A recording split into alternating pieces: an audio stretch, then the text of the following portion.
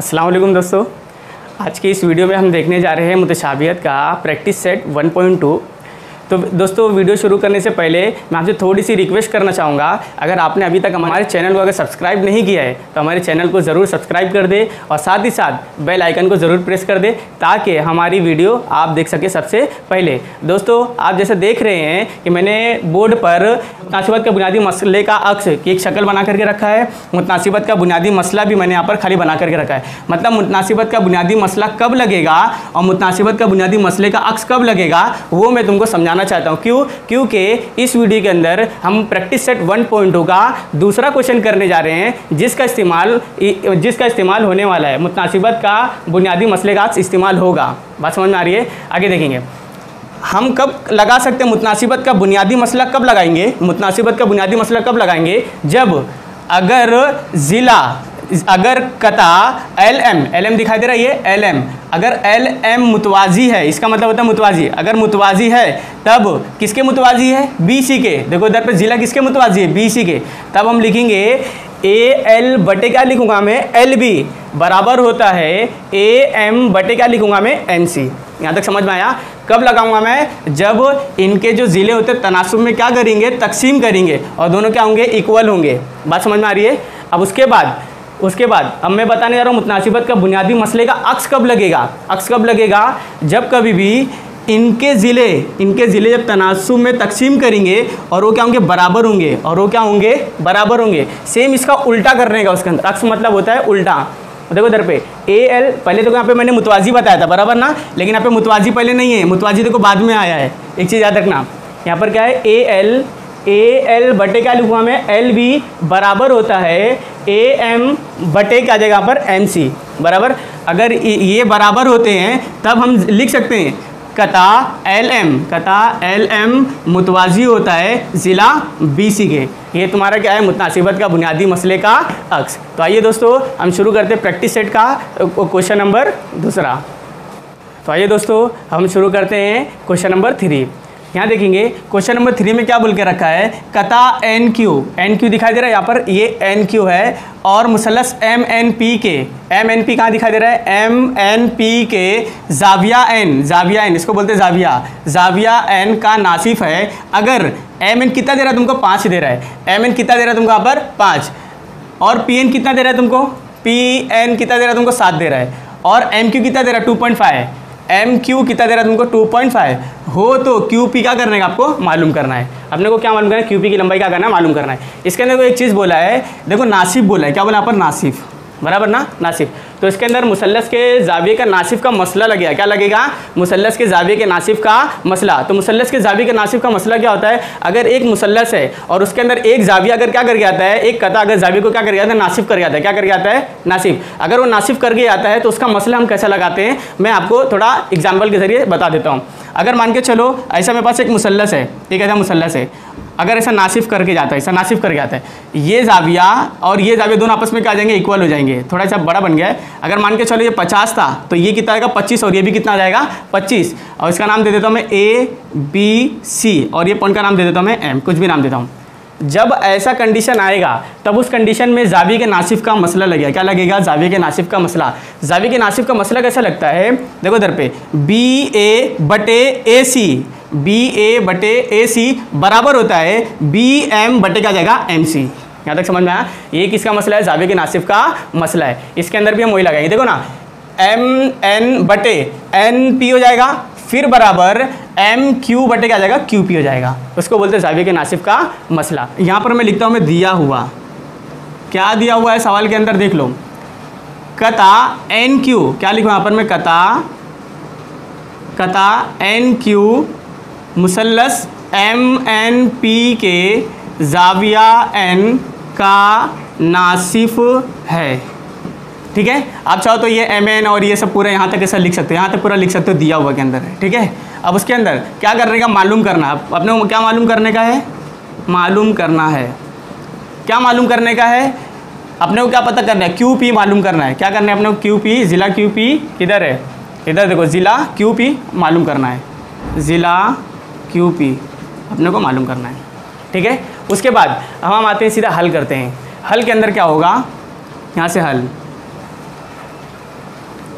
हल कैसा शुरू होगा, देखो इसमें क्या हो रहा है, जाविये का नासिब का मसला लग रहा है ना, तो जाविये के नासिब का मसला मैंने बताया है। जाविये के नासिब का मसला क्या होता है, एम एन बटे का जाएगा एन पी, तो पर मैं क्या लिखूंगा, मैं एम एन बटे क्या लिखूंगा यहाँ पर मैं एन पी बराबर होता है, ये क्या होता है, बराबर होता है, किसके बराबर होता है, जहाँ से शुरू किए थे एम एन पी से, बराबर एम क्यू बटे का जाएगा क्यू पी हो जाएगा। तो यहाँ पर मैं क्या लिखूंगा, मैं एम क्यू बटे क्या जाएगा क्यू पी हो जाएगा। और यहाँ पर रीज़न क्या लिखेंगे, मुसल्लस के जाविये के नासिब का मसला, क्या लिखेंगे, मुसल्लस के जाविये के नासिब का मसला।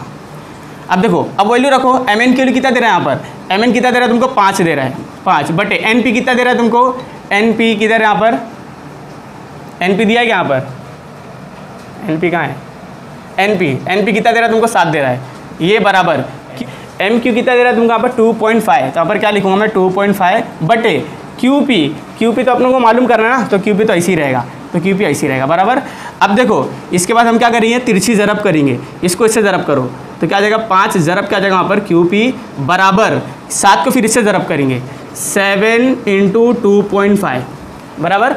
आगे देखेंगे, अब नीचे ज़रब नहीं होगा, क्यों नहीं ज़रब होगा, क्योंकि बीच में कौन सी अलामत है, बराबर की है, बराबर के अंदर नीचे ज़रब नहीं होता है। आगे देखेंगे, ये दोनों को ज़रब करो तो ये कितना आएगा, 5 ज़रब क्यू पी बराबर होता है, इसको ज़रब करो 2.5 ज़रब कितना 7 पंजे 35 के 5 हासिल आया 3 7 दूनी 14 14 और 3 कितना आ जाएगा 17, एक नंबर के बाद में अशारिया, तो एक नंबर के बाद में अशारिया आ जाएगा, तो यहाँ पर कितना आ जाएगा, ये 17 अशारिया कितना आ जाएगा 5 हो जाएगा, बराबर। अब मुझे किसके लिए निकालना है, क्यू पी की ना, क्यू पी के साथ में 5 क्या कर रहा है, ज़रब, अगर वो ज़रब कर रहा है तो क्या करेगा, वो तकसीम करेगा, एक बात याद रखना, अगर ज़रब है तो क्या करेगा, वो तकसीम करेगा। मुझे किसके लिए निकालने का है, क्यू पी बराबर होता है 17.5, यहाँ पे ज़रब कर रहा है ना, तो इसके नीचे आ जाएगा, तो क्या करेगा, वो तकसीम करेगा। अब तकसीम करो, 5 का 5, 5 दूनी 10, 5 तिया 15, कितना बच रहा है, 2 बच गया, लेकिन बीच में अशारिया है तो यहाँ पर अशारिया आ जाएगा, तो यहाँ पे 2 बचा ना, 5 पंजे कितना हो जाएगा 25, कितना मिला क्यू पी इक्वल टू कितना होगा 3.5, नीचे 1 का मतलब कुछ नहीं होता है, तो यहाँ पर मैं क्या लिखूँगा, मैं क्यू पी बराबर होता है कितना 3.5, ये हमारा क्या था, आंसर था। बस यहाँ तक करने का है दोस्तों। अगर ये क्वेश्चन आपको समझ में आया है तो इसका स्क्रीनशॉट ले लीजिए, और बाकी का ये पेपर में आता ही है, 2 मार्क्स का क्वेश्चन आता ही है, ठीक है। आइए दोस्तों, अब प्रैक्टिस सेट का हम चौथा क्वेश्चन शुरू करते हैं। यहाँ पर देखेंगे, शक्ल में कुछ जाविये की पैमाइश दी हुई है, इनकी बिना पर दिखाइए कि, क्या बताने का, ए पी बटे क्या बताने का है, पी बी, ए पी बटे पी बी बराबर होता है ए क्यू बटे क्या है क्यू सी, ये हमको साबित करके दिखाने का है, बराबर। सबसे पहला यहाँ पर हम लिखेंगे दिया हुआ, क्या दिया हुआ है, इसमें देखो 2 मुसल्लस है, कौन कौन से मुसल्लस है, एक तो है ए पी क्यू छोटा वाला मुसल्लस, और दूसरा मुसल्लस ए बी सी, 2 मुसल्लस है। तो यहाँ पर मैं ले रहा हूँ मैं मुसल्लस ए पी क्यू में जाविया पी कितने का है, 60 का है, कितने का है 60 का है, और यहाँ पर लिखूँगा मैं, और दूसरा मुसल्लस ए बी सी में, पूरा बड़े वाले मुसल्लस में ए बी सी में जाविया बी कितना दे रहा है, जाविया बी कितना दे रहा है तुमको 60 दे रहा है, जाविया बी बराबर होता है किसके 60 के। यहाँ तक दिया हुआ है, ये समझ में आया दिया हुआ। और दिखाइए के मतलब क्या था, साबित करना, तो यहाँ पर मैं क्या लिखूँगा, मैं साबित करना, क्या लिखूँगा यहाँ पर मैं, साबित करना है। क्या साबित करने का हमको, ए पी बटे पी बी बराबर होता है ए क्यू बटे क्यू सी के, ये हमको साबित करके दिखाने का है, बराबर। अब उसके बाद आता है हल, क्या आता है हल। अब उसके बाद हम करते हैं हल, क्या हल है देखेंगे यहाँ पर।